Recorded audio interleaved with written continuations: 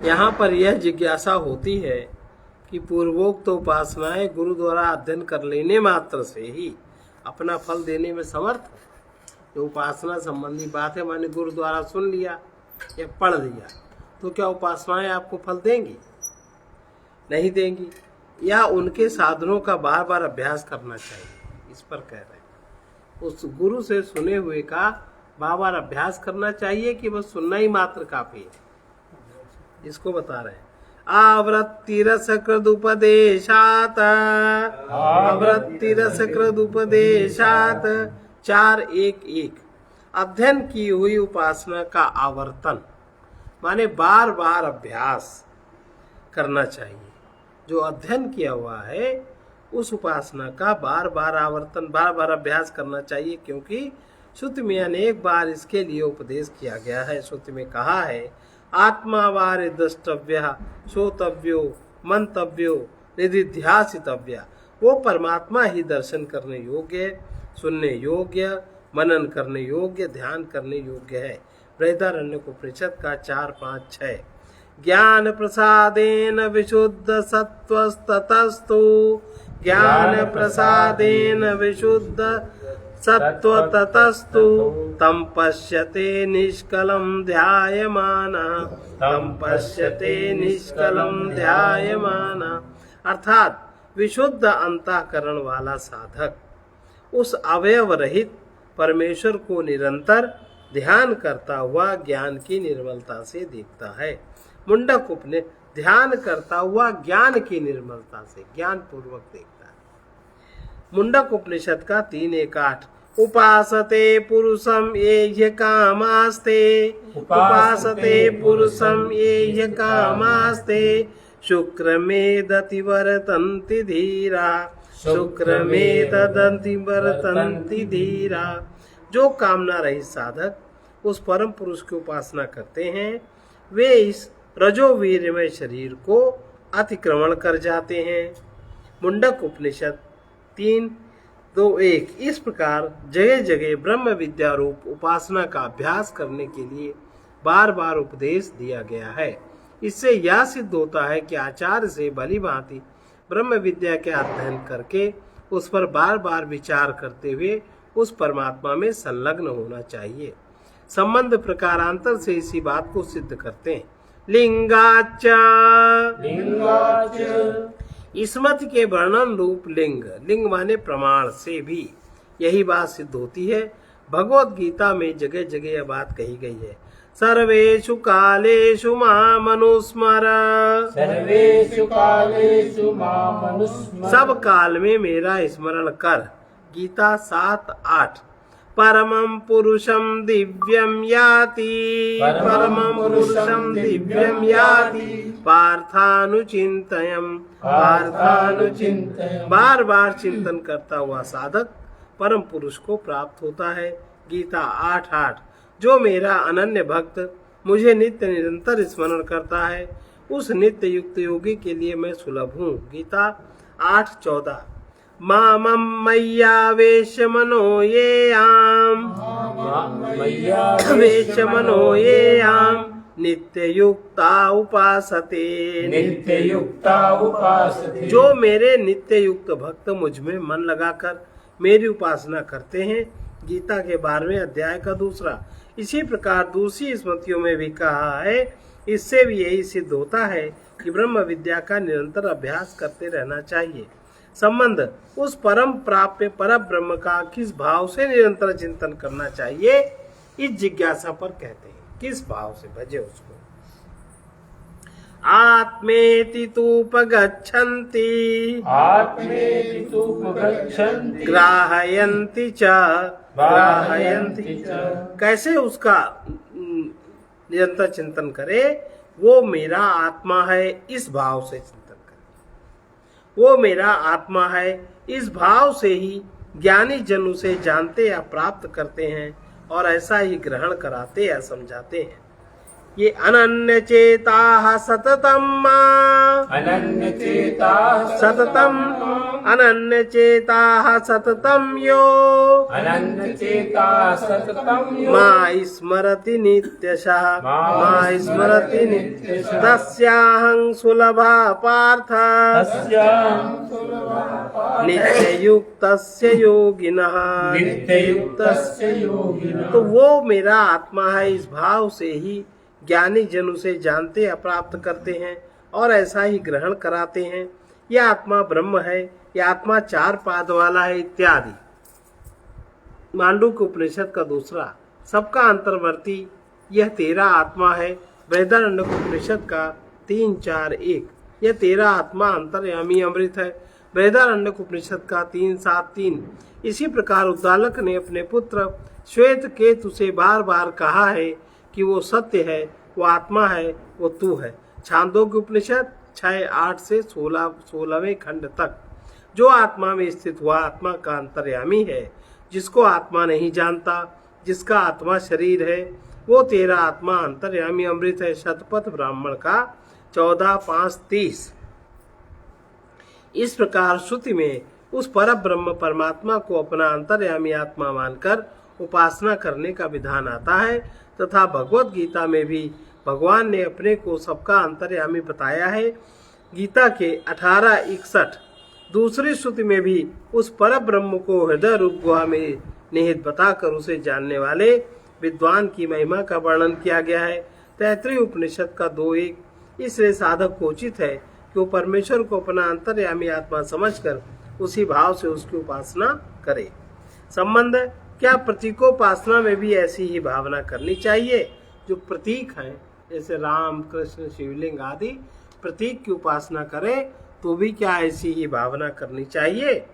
इस जिज्ञासा पर कहते हैं न प्रतीके न ही साहा। प्रतीके न ही साहा। प्रतीक में आत्मभाव नहीं करना चाहिए, क्योंकि वो उपासक का आत्मा नहीं है। प्रतीक उपासक का आत्मा नहीं है। मन ही ब्रह्म है, इस प्रकार उपासना करे। छांदोग्य उपनिषद का 3:18-1 आकाश ब्रह्म है, ऐसी उपासना करे। छांदोग्य उपनिषद 3:18-1 आदित्य ब्रह्म है, यह आदेश है। छांदोग्य उपनिषद 3:19-1 इस प्रकार जो भिन्न भिन्न पदार्थों में ब्रह्म रूप से उपासना करने का कथन है वही प्रतीकोपासना है। वहां प्रतीक में आत्मभाव नहीं करना चाहिए। आकाश ब्रह्म है, आकाश आत्मा तो है नहीं, प्रकृति का हिस्सा है, तो इसमें आत्मभाव नहीं करना है। आकाश ब्रह्म है माने ब्रह्म में आकाश है, पर आकाश आत्मा अपने आप आत्मा नहीं है।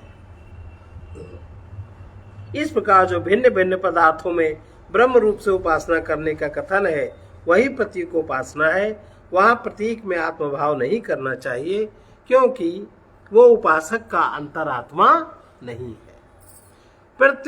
प्रतीक में जिसकी उपासना की जाती है वो साधक का आत्मा है। साधक अपनी क्षुद्र वृत्ति से निकलकर बृहद वृत्ति उसमें बने, इसलिए ये उपासनाएं की जाती। क्षुद्र वृत्ति हमारी टूटे, ईर्ष्या, द्वेष, कलह, क्रोध की वृत्तियां छूटे और हम दैवी वृत्तियों में आए, इसलिए प्रतीकोपासना की जाती है। प्रतीक में जिसकी उपासना की जाती है साधक का आत्मा है। जैसे मूर्ति आदि में भगवान की भावना करके उपासना की जाती है, उसी प्रकार मन आदि प्रतीक में भी उपासना करने का विधान है। भाव यह है पूर्वोक्त मन, आकाश, आदित्य आदि को प्रतीक बनाकर उसमें भगवान के उद्देश्य से की हुई जो उपासना है उसे परम दयालु पुरुषोत्तम परमात्मा अपनी ही उपासना मानकर ग्रहण करते हैं और उपासक को उसकी भावना के अनुसार फल भी देते हैं। इसलिए वैसी उपासना का भी विधान किया गया है, परंतु प्रतीक को अपना अंतर्यामी आत्मा नहीं माना जा सकता। संबंध प्रतीकोपासना करने वाले को प्रतीक में ब्रह्म भाव करना चाहिए या ब्रह्म में उस प्रतीक का भाव करना चाहिए। प्रतीक में ब्रह्म भाव करे कि ब्रह्म में प्रतीक का भाव करे, दो बातें हो गई। आकाश ब्रह्म में है और आकाश ब्रह्म हाय, फर्क हो गया। फिर से इसको सुने। प्रतीक उपासना करने वाले को प्रतीक में ब्रह्म भाव करना चाहिए या ब्रह्म में उस प्रतीक का भाव करना चाहिए, इस जिज्ञासा पर कहते हैं ब्रह्म दृष्टिरुत्कर्षात्, ब्रह्म दृष्टि उत्कर्षात् 4-1-5। ब्रह्म ही सर्वश्रेष्ठ है, इसलिए प्रतीक में ब्रह्म दृष्टि करनी चाहिए, क्योंकि निकृष्ट वस्तु से ही उत्कृष्ट भावना की जाती है। निकृष्ट वस्तु में ही उत्कृष्ट की भावना की जाती है। जब किसी देवता की प्रत्यक्ष उपासना करने का साधन सुलभ ना हो, तब सुविधा पूर्वक उपलब्ध हुई साधारण वस्तु में उस देवता की भावना करके उपासना की जाती है। अब इसको आचार्यों ने क्या बना लिया, इस बात को आचार्यों ने क्या बना लिया, पुष्प नहीं सुलभ है, चावल चढ़ा के गिन लो, जबकि पुष्प वहां रखे हैं, वहां से यहाँ लाया जा सकता है। बेल पत्र नहीं सुलभ है, चावल धर लो, कुछ और चढ़ा दो, ये गलत है। लिख रहे हैं जब किसी देवता की प्रत्यक्ष उपासना करने का साधन सुलभ न हो। गणेश जी हैं, फिर गणेश जी को सुपारी क्यों बनाओ, करते हैं ना, ये गणेश जी ये सुपारी, जबकि गणेश जी सुलभ है, गणेश जी का मंत्र सुलभ है, तब उसमें क्यों बनाओ। अब ये ब्राह्मणों पंडितों का दोष है कि नहीं, जब सुलभ न हो। जब किसी देवता की प्रत्यक्ष उपासना करने का साधन सुलभ नहीं हो, तब सुविधा पूर्वक उपलब्ध हुई साधारण वस्तु में उस देवता की भावना करके उपासना की जाती है। देवता में उस वस्तु की भावना नहीं की जाती, उस वस्तु में देवता की भावना की जाती है और देवता में उस वस्तु की भावना नहीं की जाती, क्योंकि वैसा करने का कोई उपयोग ही नहीं है। उसी प्रकार जो साधक उस पर ब्रह्म परमात्मा को के तत्व को नहीं समझ सकता, उसके लिए प्रतीकोपासना का विधान किया गया है। अतः उसे चाहिए कि इंद्रिय आदि से प्रत्यक्ष अनुभव में आने वाले प्राण मन, अब देखो प्रतीक किसको माने, जो इंद्रिय आदि से अनुभव में आते हैं, प्राण मन सूर्य चंद्रमा आदि किसी भी पदार्थ में उस पर ब्रह्म परमात्मा का प्रतीक बनाकर उसमें ब्रह्म की भावना करके उपासना करें। ये सब दिखाई पड़ते हैं, उन्हीं को परमात्मा मान के उपासना जब तत्व से नहीं समझता या सुनने को नहीं मिलता तब, क्योंकि पर ब्रह्म परमात्मा ही सर्वश्रेष्ठ है और निकृष्ट में ही श्रेष्ठ की भावना की जाती है, श्रेष्ठ में निकृष्ट की नहीं। इस प्रकार प्रतीक में ब्रह्म भाव करके उपासना करने से वो पर ब्रह्म परमात्मा उस उपासना को अपनी ही उपासना मानते हैं। अब कर्म के अंगभूत उद्गीत आदि के विषय में कहते हैं आदित्यादिमय मतयश्चांग उपपत्ते, आदित्यादिमतयश्चांग उपपत्ते तथा कर्मांग भूत उद्गीत आदि में आदित्य आदि की बुद्धि करनी चाहिए, क्योंकि यही युक्ति युक्त है। ऐसा करने से कर्म समृद्ध रूप फल की सिद्धि होती है। कर्म करने में कर्म के अंगभूत उद्गीत आदि में जो आदित्य की भावना पूर्वक उपासना करने का विधान किया गया है, छांदोग्य उपनिषद के 1:3:1 तथा 2:2:1 वो अवश्य कर्तव्य है, क्योंकि ऐसा करने से कर्म समृद्धि रूप फल की सिद्धि होती है। आत्मभाव करने का ऐसा कोई फल नहीं दिखाई देता, इसलिए यही सिद्ध होता है कि कनिष्ठ वस्तु में श्रेष्ठ की भावना का नाम प्रतीक उपासना है।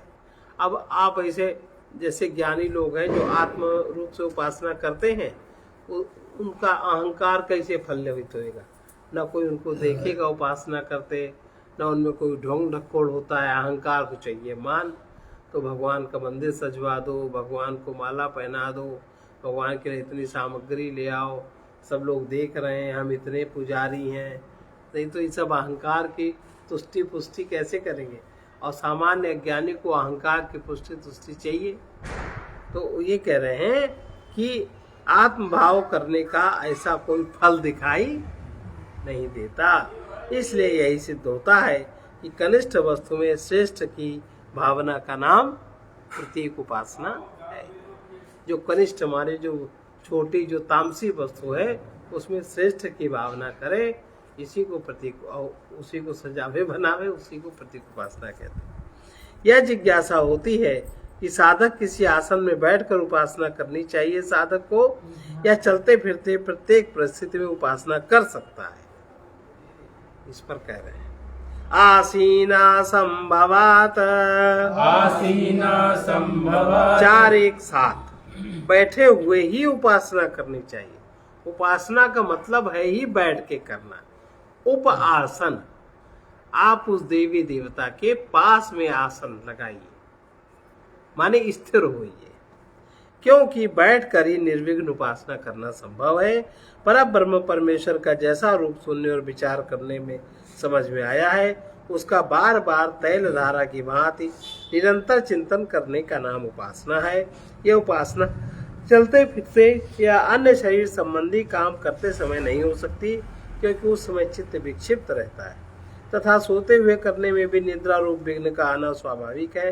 अतः केवल बैठ कर करने से ही निर्विघ्न उपासना हो सकती है। इसलिए उपासना का अभ्यास बैठ कर ही करना चाहिए। भगवान श्री कृष्ण ने भी कहा है उपविश्यासने युञ्ज्याद, उपविश्यासने युञ्ज्याद, योगमात्म विशुद्धये, योगमात्म विशुद्धये, अर्थात आसन पर बैठकर अंतःकरण की शुद्धि के लिए योग का अभ्यास करें। गीता के 6:12। अब संबंध उसी बात को दृढ़ करने के लिए दूसरा हेतु उपस्थित करते हैं। ध्यानाच्च, 4 एक 8। उपासना का स्वरूप मुख्य रूप से ध्यान है, और इसलिए भी यही सिद्ध होता है कि बैठकर उपासना करनी चाहिए। अपने इष्ट देव का ध्यान ही उपासना का स्वरूप है। मुंडक उपनिषद 3:1-8 और चित्त की एकाग्रता का नाम ध्यान है। अतएव यह बैठ कर ही किया जा सकता है, चलते फिरते या सोकर नहीं किया जा सकता। पुनः उसी बात को दृढ़ करते हैं। अचलत्वं चापेक्षा, अचलत्वं चापेक्षा, 4:1-9। तथा श्रुति में शरीर की निश्चलता को आवश्यक बताकर ध्यान करने का उपदेश किया गया है। श्रुति में कहा है तिरुन्नतम स्थाप्य समम शरीरम, तिरुन्नतम स्थाप्य समम शरीरम, हृदीन्द्रियाणि मनसा सन्निवेश, हृदीन्द्रियाणि मनसा सन्निवेश, ब्रह्मोडुपेन प्रतरेत विद्वान्, ब्रह्मोडुपेन प्रतरेत विद्वान्, स्रोतांसि सर्वाणि भयावहानि, स्रोतांसि सर्वाणि भयावहानि। ब्रह्म की प्राप्ति के लिए ध्यान का अभ्यास करने वाले को चाहिए कि सिर, ग्रीवा और छाती, इन तीनों को उठाए हुए शरीर को सीधा और स्थिर करके समस्त इंद्रियों को मन के द्वारा हृदय में निरुद्ध करके ओंकार रूप नौका के द्वारा समस्त भयदायक जन्म जन्मांतर रूप स्रोतों से तर जाए। श्वेता सूत्र उपनिषद का 2:8। इस श्रुति से यह स्पष्ट होता है उपासना के लिए शरीर की भी अचलता आवश्यक है, इसलिए भी उपासना बैठकर ही की जानी चाहिए। संबंध उस बात को स्मृति प्रमाण से सिद्ध करते हैं।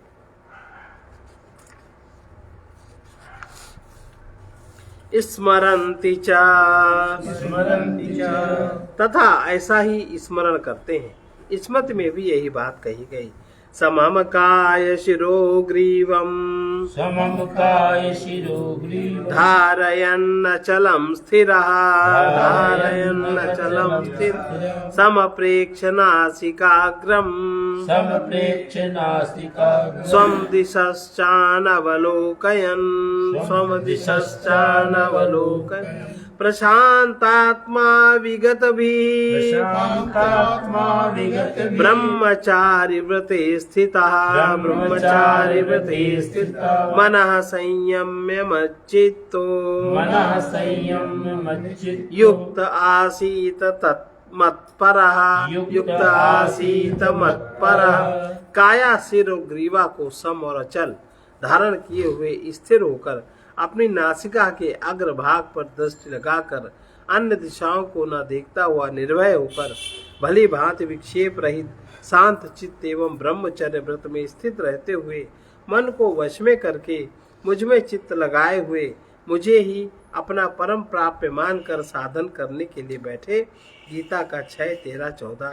इस प्रकार स्मृति प्रमाण से भी ये सिद्ध होता है कि परम प्राप्य परमात्मा के निरंतर चिंतन रूप ध्यान का अभ्यास बैठकर ही करना चाहिए। उक्त साधन कैसे स्थान में बैठकर करना चाहिए, इस जिज्ञासा पर कहते हैं यत्रैकाग्रता तत्र विशेषात्। यत्रैकाग्र तत्र विशेष। 4:1-11।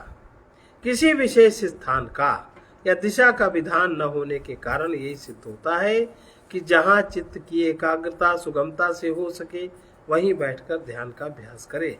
श्रुति में कहा है कि समे शुचौ शर्करा वन में बालुका, समे शुचौ शर्करा वन में बालुका, विवर्जिते शब्द जलाशयादिभि, विवर्जिते शब्द जलाशयादिभि, मनोनुकूलेन तु चक्षुपीडने, मनोनुकूलेन तु चक्षुपीडने, गुहानिवाताशयने प्रयोजयेत्, गुहानिवाताशयने प्रयोजयेत्। जो सब प्रकार से शुद्ध समतल कंकड़ अग्नि बालू से रहित तथा शब्द जल आश्रय की दृष्टि से मन के अनुकूल हो, जहाँ आंखों की पीड़ा पहुँचाने वाला दृश्य न हो, वायु का झोंका भी न लगता हो, ऐसे गुहा आदि स्थान में बैठकर परमात्मा के ध्यान करने का अभ्यास करना चाहिए। श्वेताश्वतर उपनिषद। इस प्रकार किसी विशेष दिशा या स्थान का निर्देश न होने तथा मन के अनुकूल देश में अभ्यास करने के लिए श्रुति की आज्ञा प्राप्त होने के कारण यही सिद्ध होता है कि जहाँ सरलता से मन की एकाग्रता हो सके ऐसा कोई भी पवित्र स्थान उपासना के लिए उपयोगी हो सकता है। अतः जो अधिक प्रयास किए बिना प्राप्त हो सके ऐसे निर्विघ्न और अनुकूल स्थान में बैठकर ध्यान का अभ्यास करते रहना चाहिए। इस प्रकार उपासना का अभ्यास कब तक करना चाहिए, इस जिज्ञासा पर हम लोग कल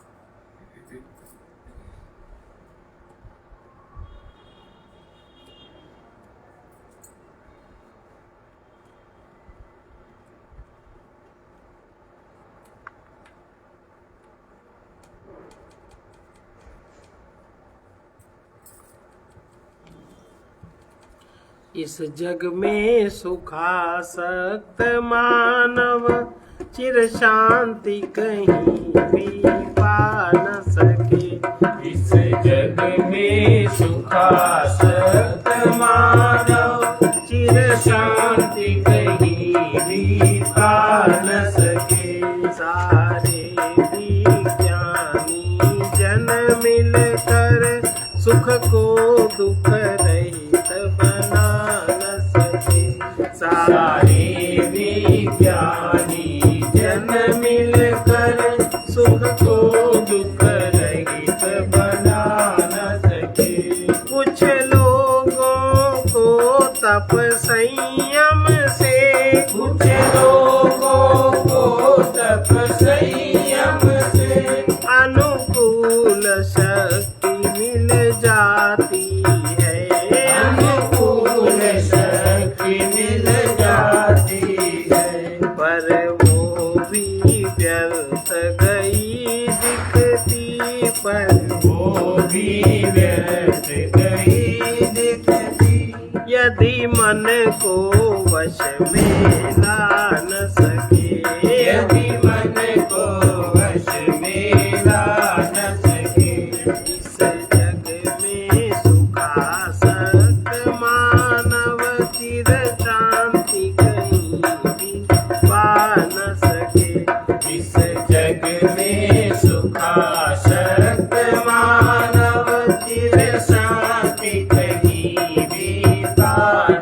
सके। जो तंत्र मंत्र औषधियों से, जो तंत्र मंत्र औषधियों से सबको निरोग कर सकते हैं, सबको रोग कर सकते हैं। पर इससे क्या यदि काम क्रोध पर, इससे क्या यदि काम क्रोध मोहादिक रोग मिटा न सके, मोहादिक रोग मिटा न सके। सारे विज्ञानी जन मिलकर, सारे विज्ञानी जन मिलकर सुख को दुख रहित बना न सके, सुख को दुख रहित बना न सके। हमने तुमने इस आकृति का, हमने तुमने इस आकृति का सुंदर श्रृंगार किया, लेकिन सुंदर श्रृंगार किया, लेकिन यह वृत्ति वेश्याओं की सी, यह वृत्ति वेश्याओं की सी जब अंतर प्रकृति सजा न सके, जब अंतर प्रकृति सजा न सके। पर वो भी व्यर्थ गई दिखती, यदि मन को वश में ला न सके, पर वो भी व्यर्थ गई दिखती, यदि मन को वश में ला न सके।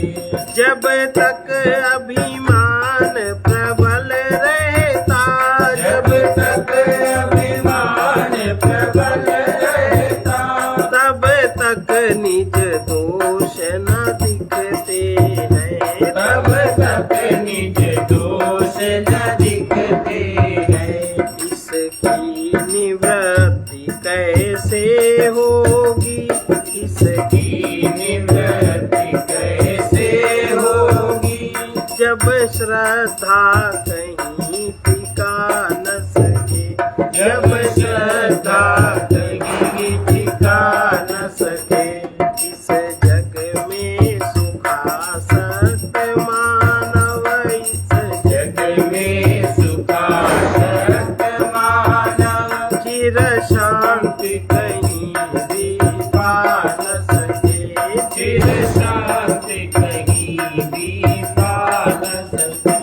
ज्ञानोपदेश की धारा में, ज्ञानोपदेश की धारा में हम सबका मल धोने निकले, हम सबका मन धोने निकले।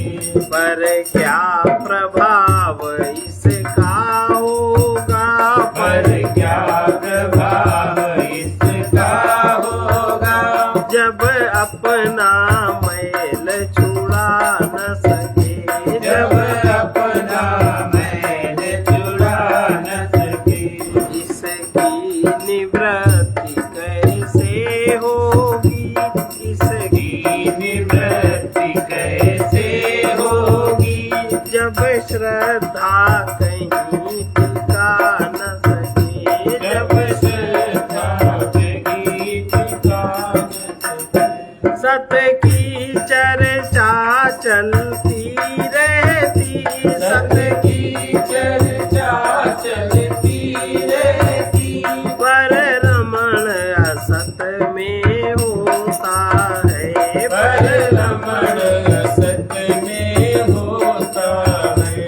तब पथिक कहाँ सत्संग हुआ, तब पथिक कहाँ सत्संग हुआ, यदि असत से प्रीति हटा न सके, यदि असत से प्रीति हटा न सके।